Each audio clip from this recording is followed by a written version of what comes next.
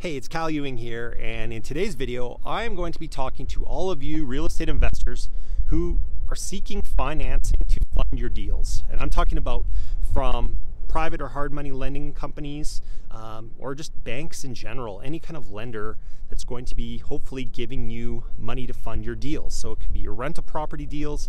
Maybe you're trying to buy a single rental, a handful of rentals, a couple houses at a time. Maybe you're trying to buy a small multifamily. Maybe you're doing fix and flips and you need a renovation loan or a new construction loan. Any kind of project that you're trying to get funded and you're going in front of a bank or a lender, this video is for you, okay? So my day job, my 9 to 5, is I actually work for a private lending company here in Canada, and we finance a lot of different types of projects. We do rental properties, we do fix and flips, we do a lot of new construction, we do small multifamilies. So in a given month, I see probably about 100 applications or more come across my desk that I have to underwrite, and myself and my team, our job is to either approve that application and provide them with funds for their project, or send them on their way, right? And so I wanted to do this video to just kind of show how my perspective as an underwriter, what I'm looking for and what I don't like to see, okay? And this is going to probably be similar for any underwriter that's looking at your application at any bank.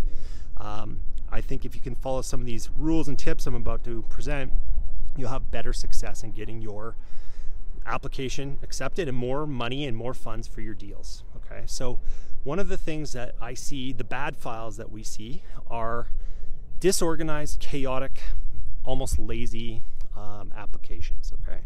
So a lot of real estate investors have complicated entity structures, right? They own properties in companies. Maybe they also own properties in their own name. Maybe they have multiple companies.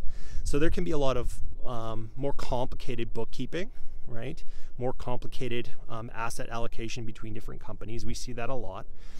And we get some applicants who literally, it looks like they wrote their list of portfolio, they wrote their income, they wrote the budget for their project, for their construction, for their renovations.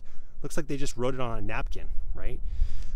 Or you don't even know what file you're looking at. There's nothing labeled. They're poor quality scans of images. You can hardly read them. It looks like someone just took an old cell phone and the old computers we used to have, or old cameras we used to have, blurry, right? And they just threw it all together and sent it to the lender, okay? So when we see a file like that looks like the borrower put zero effort into the application and their loan package, or it makes us have to spend, an extra half an hour to an hour trying to figure out what the heck they even provided to us, like what document, what does this document even mean? What's this, what bank account is this for? Like if it's a statement or something. Like I spend a lot of time just trying to figure out what the heck has been provided to me, right?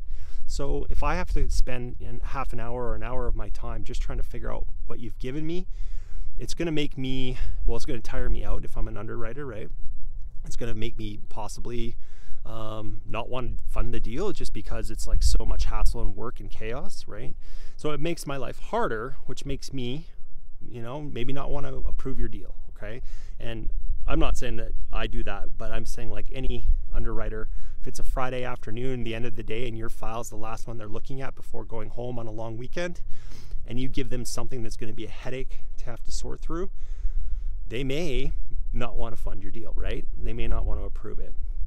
Whereas the alternate is if you can present yourself as organized, orderly, right? Label everything so that the underwriter knows what they're looking at. If you have different companies, label which property is owned by which company, right? If you're presenting bank statements for your company or your personal financials, make sure it's labeled like, this is my personal bank account statement, this is my company statement. If you're providing rent rolls or lease agreements, label which property they go with, right? If you have a construction budget for renovations or new construction, make it look professional. Either get someone to do it on Excel, hire a company to do it, but just don't scribble it on a piece of paper and then take a photo, because it makes it look like you're an amateur. Even if you're actually awesome at what you do, if you look like an amateur, it's going to look like a higher risk situation, and people are not going to want to lend you money, right? It's going to look riskier.